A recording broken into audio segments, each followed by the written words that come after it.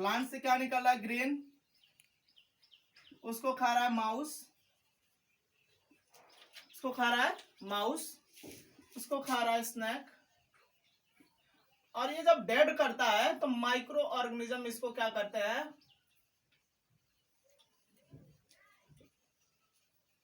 Micro organisms क्या करते हैं? इसको खाते हैं जब ये डेड कर जाता है तो, या फिर माउस डेड कर जाता है तो माइक्रो ऑर्गेनिज्म। तो यहां पे देखा जाए माउस डायरेक्टली डिपेंड है किस पे? ग्रेन्स पे डायरेक्टली। ये डायरेक्ट यहां से खा रहा है अनाज प्लांट से। स्नेक जो है इसको खा रहा है, डायरेक्टली माउस पे डिपेंड है। और स्नेक को खा रहे हैं माइक्रो ऑर्गेनिज्म जब ये डेड कर जाते हैं, तो माइक्रो ऑर्गेनिज्म इस पे डायरेक्टली डिपेंड है, इस पे डायरेक्टली डिपेंड है ना। लेकिन देखा जाए तो अगर प्लांट्स ना रहे तो माउस को भोजन नहीं मिलेगा, माउस को नहीं मिलेगा तो स्नैक को नहीं मिलेगा, कमी हो जाएगी। फिर माइक्रो ऑर्गेनिजम्स में भी क्या हो जाएगी कि उनको भी जो भोजन की कमी हो जाएगी, उनको भी भोजन नहीं मिलेगा। अगर प्लांट्स नहीं रहेंगे तो इनको भी भोजन नहीं मिलेगा, इनको भी। तो डायरेक्टली माइक्रो ऑर्गेनिज्म तो इस पे डिपेंड है, लेकिन इनडायरेक्टली ये इसी पे डिपेंड है, प्लांट्स पे भी डिपेंड है। स्नैक डायरेक्टली माउस पे डिपेंड है, लेकिन इनडायरेक्टली प्लांट पे डिपेंड है। और माउस जो है डायरेक्टली प्लांट पे डिपेंड है। तो ग्रेन्स पे, ग्रेन्स खा रहा है, ग्रेन्स कहां से आ रहा है? प्लांट से। तो इनडायरेक्टली या डायरेक्टली जो है प्लांट्स पे जितने भी एनिमल्स हैं वो सभी डायरेक्टली और इनडायरेक्टली प्लांट्स पे डिपेंड हैं। आगे नेक्स्ट टॉपिक देखा जाए, देखा जाए हम लोग तो कह रहा है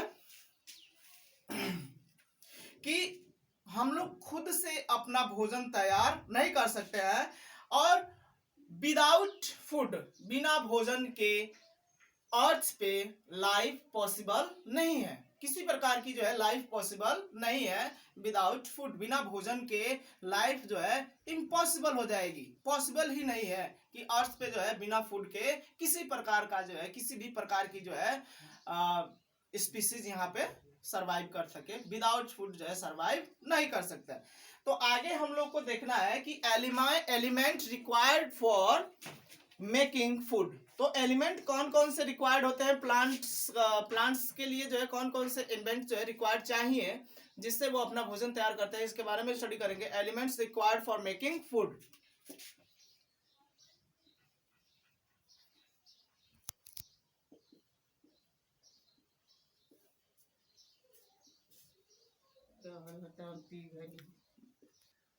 elements required for making food. तो कौन कौन से एलिमेंट्स चाहिए? पहला इसमें चाहिए लीव्स, लीफ। दूसरा सनलाइट। तीसरा वाटर एंड मिनरल्स। चौथा चाहिए एयर। एयर में क्या चाहिए? Carbon dioxide.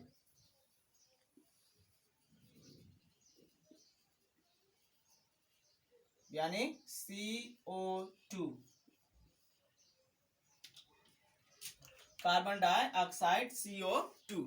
तो ये एलिमेंट्स हैं, ये एलिमेंट जो है चाहिए, जिससे मतलब ये चाहिए ही चाहिए, जिसके हेल्प से इसमें से अगर कोई भी चीज अगर एब्सेंट हो जाता है तो प्लांट्स जो है अपना भोजन तैयार नहीं कर पाएंगे, प्लांट्स अपना भोजन तैयार नहीं कर पाएंगे। पहला पढ़ते हैं हम लोग लीव्स के बारे में, पत्तियों के बारे में। तो पत्तियां क्या होती है? जनरली ग्रीन होती हैं। जनरली कैसी होती है? ग्रीन होती है ना। उसमें ग्रीन पिगमेंट होता है जिसके कारण वो ग्रीन दिखती है हमको। तो ये कह रहा है कि पत्तियों में क्या क्या चीजें हैं। जैसे पत्तियों का जो पूरी फ्लैट वाला जो हिस्सा होता है, ऊपर वाला जो पूरी ऐसे फ्लैट होती है ना पत्तियां, तो इसको ऊपर वाले हिस्से को हम लोग बोलते हैं पाम। क्या बोलते हैं? पाम। PALM, पाम बोलते हैं। क्या बोलते हैं? पाम। ठीक है। दूसरा चीज क्लोरोफिल।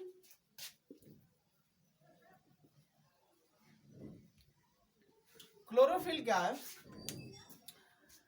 तो क्लोरोफिल अगर हम लोग सेक्शनली अगर काटें, लीफ को अगर सेक्शनली यहां से अगर काट देते हैं, पत्ती जैसे इसको ऐसे सेक्शनली काट दिया जाए और काट कर अंडर माइक्रोस्कोप अगर उसको व्यू किया जाए, देखा जाए, माइक्रोस्कोप में के अंदर जो है उसको अगर देखा जाए तो क्या होगा कि आपको बहुत सारे सेल्स जो है उस सेक्शनली में जो साइड से जो काटा गया है उसमें बहुत सारे सेल्स आपको देखने को मिलेंगे, बहुत सारे सेल जो है आपको देखने को मिलेंगे उसमें।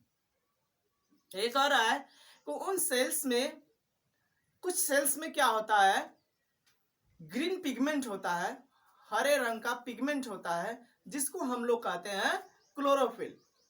उन सेल्स में क्या होता है, ग्रीन पिगमेंट होता है, उस ग्रीन पिगमेंट को हम लोग बोलते हैं क्लोरोफिल, और ये सेल्स में होता है, लीव्स के सेल्स में मौजूद होता है। दूसरा चीज ये है कि स्टोमाटा के बारे में देखा जाए, स्टोमाटा क्या है, तो उसी सेक्शनली जो हम लोग काटे हैं, स्टोमाटा सेक्शनली जो काटे हैं हम लोग लीव्स को, उसमें अगर व्यू किया जाए तो उसमें और भी तरह की जो है आपको सेल्स या फिर ओपनिंग जो है देखने को मिलेंगी, बहुत सारे ओपनिंग्स जो है देखने को मिलेंगी, है ना।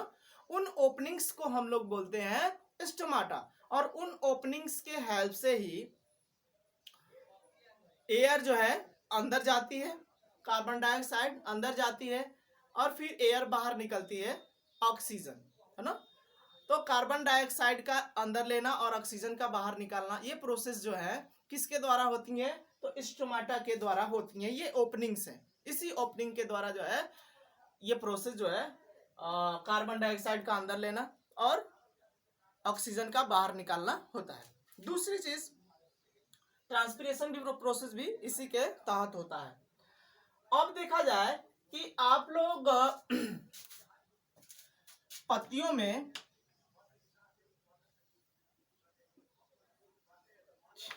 ये पत्ती है ऐसे, इन पत्तियों में एक मेन स्टेम यहाँ पे बीच में आप लोग देख रहे हैं, मेन स्टेम है, मेन स्टेम है, और इसमें से जो है ब्रांचेज ऐसे निकली होती हैं, ठीक है। इसकी इसमें से ब्रांचेज जो है निकली हैं स्टेम्स की, सॉरी यहाँ पे जो बीच में जो स्टेम है, पत्ती के बीच में जो स्टेम होता है उसमें। इसके बाद आप लोग अगर लीफ को लाइट पे ऐसे रख कर अगर देखें, लाइट पे अगर रख के देखें, लाइट के सामने अगर रख के देखें पत्ती को, तो आपको उसमें बहुत सारी पतली पतली पतली पतली जो है वेन्स दिखेंगी, और वो वेन्स क्या है, तो वो ट्यूब है। वेन्स क्या है, ट्यूब है, जो कि वाटर मिनरल्स को पत्तियों तक पहुंचाने का काम करती हैं, वाटर एंड मिनरल्स को पत्तियों तक पहुंचाने का काम करती हैं। इसके बाद जो पत्तियों में जब भोजन तैयार हो जाता है तो वहां से फिर दोबारा भोजन को अदर पार्ट्स तक ले जाने का काम करती हैं। यहाँ पे मतलब देखा जाए तो बहुत सी पतली पतली जो है यहाँ पे जो है आपको देखने को मिलेंगी, बहुत ही पतली पतली, बहुत ही पतली पतली आपको जो है वेन्स देखने को मिलेंगी। ये क्या होती हैं, ट्यूब्स हैं, ये ट्यूब्स हैं।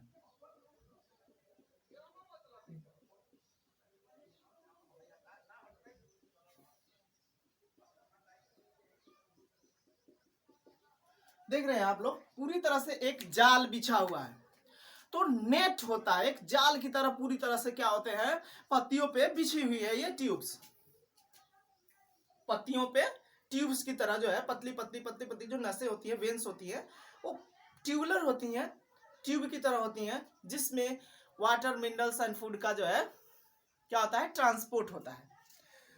आगे ये कह रहा है कि पत्तियां जो है एकदम से जरूरी है, किसके लिए, प्लांट्स के लिए। इसके लिए एक एक्टिविटी कर लिया जाए, तो हम लोग क्या किया जाए कि 2 पॉटेड प्लांट ले लें, 2 पॉटेड प्लांट लेकर एक उसको धूप में रख दिया जाए, है ना, खुले इन्वायरमेंट में रख दिया जाए ताकि उसको एयर मिल सके, सनलाइट मिल सके, है ना। और उसमें मिनरल वगैरह सब डाल दीजिए, उसमें वाटर भी दोनों में डाल दीजिए, है ना। तो ये सारी चीजें उसको दे दीजिए। लेकिन जो है एक पॉटेड जो प्लांट है उसमें से आप उसकी सारी पत्तियों को तोड़ दें और एक में से क्या करें, ना तोड़ें। आप उसको कुछ दिनों तक देखें ऐसे ही। कुछ दिनों बाद आप देखेंगे कि जिसमें से आपने पत्तियों को निकाल लिया है वो धीरे धीरे धीरे धीरे क्या होता है, सूखने लगता है और अंततः वो क्या होता है, पूरी तरह से सूख जाता है। डायरेक्टली वो क्या होगा, एक दिन आप पत्तियों को निकालें और दूसरे दिन जो है पूरी तरह से सूख नहीं जाएगा, वो धीरे धीरे सूखेगा क्योंकि उसमें भोजन पहले से मौजूद है, जो बनाकर उसने भोजन जो है रखा है ना, उसमें जो है पहले से स्टोर रहता है, भोजन जो बनाया रहता है पहले का, उसी भोजन का वो क्या करता है, जब पत्तियां जब आप तोड़ दोगे तो वो उस भोजन का, स्टोर फूड का वो यूज करता है और यूज करके उसी से मतलब अपना जो है न्यूट्रिशन करता है। और धीरे धीरे जब वो भोजन पूरी तरह से खत्म होने लगता है, खत्म हो जाता है, जब खत्म हो जाता है पूरी तरह से, तो उसको भोजन तो मिलता नहीं है और वो भोजन बना भी नहीं सकता है क्योंकि उसके पास पत्तियां नहीं है। तो वो क्या हो जाता है, डेड हो जाता है, मर जाता है, सूख जाता है। और दूसरा जो प्लांट है जिसमें पत्तियां हैं वो अपना जो है फूड तैयार करता है और वो सरवाइव कर लेता है एनवायरनमेंट में आसानी से। तो पत्तियां जो है जरूरी है। इस एक्सपेरिमेंट के द्वारा हम लोग को यही चीज जो है मालूम हुआ, पता लगा कि पत्तियां जो है नेसेसरी हैं प्लांट्स के लिए। विदाउट लीव्स प्लांट जो है सरवाइव नहीं कर पाएगा।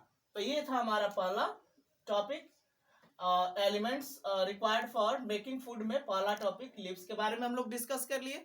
आगे नेक्स्ट वीडियो में हम लोग जो है डिस्कस करेंगे सनलाइट के बारे में। थैंक्स।